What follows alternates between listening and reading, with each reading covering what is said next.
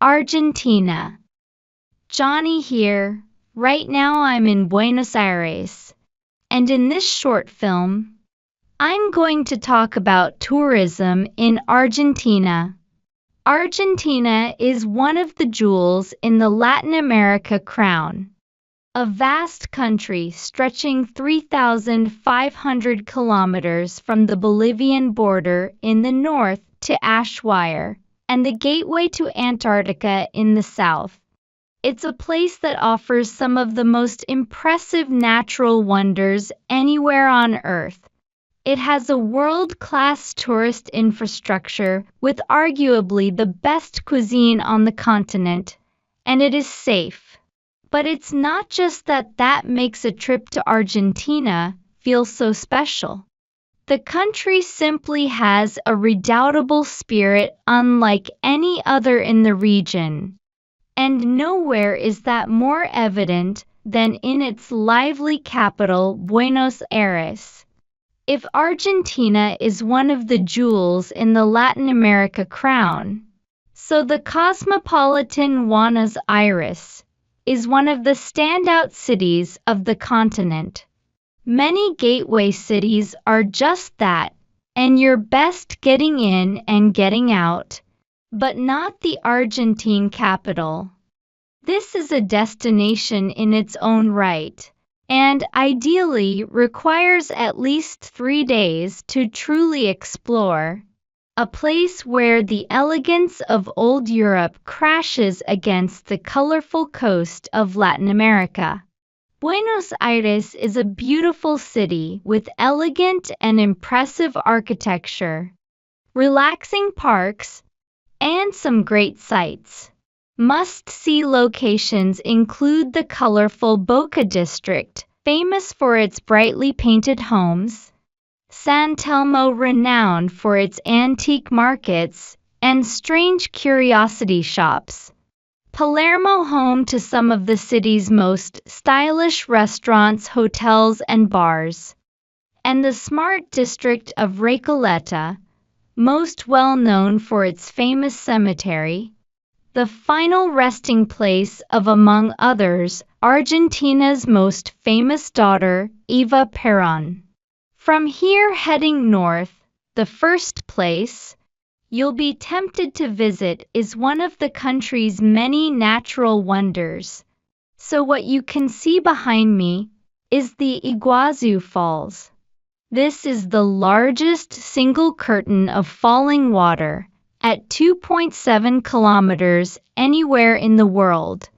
It's the second largest waterfall going by density of water, and it forms the border between Brazil, Argentina, and Paraguay. From here, working our way anti-clockwise around the country, you'll come to Corrientes and the Iberia wetlands, although not commonly visited by international travelers. We at Wild Frontiers love this place and run many trips to the atmospheric estancias, where we have fun playing at being gauchos. And from here you come to Cordoba, the country's second largest city. This is a region known for its pretty Andean foothills, into which you can ride or walk. Next up is the famous wine region of Mendoza. Anyone interested in gastronomy trips should spend at least 3 days here. We're staying in one of the locally run boutique wineries. You can enjoy some world-class dining. But Mendoza isn't only about cuisine. It's also the gateway to hikes up the America's highest mountain, Aconcagua, and some good horse rides into the low Andes. Heading north from here is the spectacular colored mountain desert region of Salta, and the northern routes into Chile and the Atacama Desert, or heading further west. You'll next come to San Martín de los Andes, where you'll find some wonderful mountain scenery with a few greatest answers again. offering some wonderful riding and fishing experiences, this time into the higher Andes.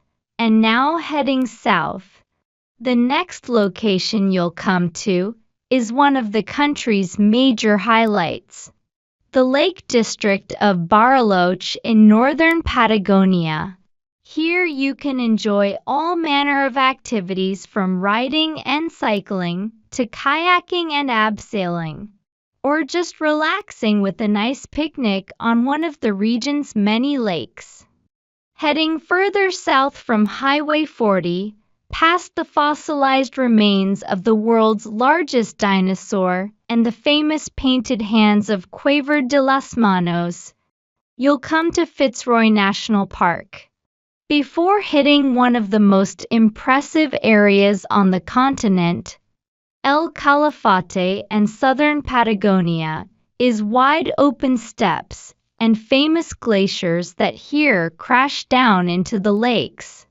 There are many such glaciers, but perhaps the most famous is the UNESCO World Heritage Site of the Porto Moreno Glacier. To the east of the country is Porter Valdez, from which between October to March, the orca whales can be spotted. And in the very south is Ashwire and the gateway to Antarctica. At Wild Frontiers, we have relationships with some of the best Arctic explorer vessels. As you can see, Argentina is a huge country. And unless you're lucky enough to have a month with which to explore it, you're very unlikely to see all these sites in one go. My advice is to work out which places you most want to see, and then let us work out the best way to do it.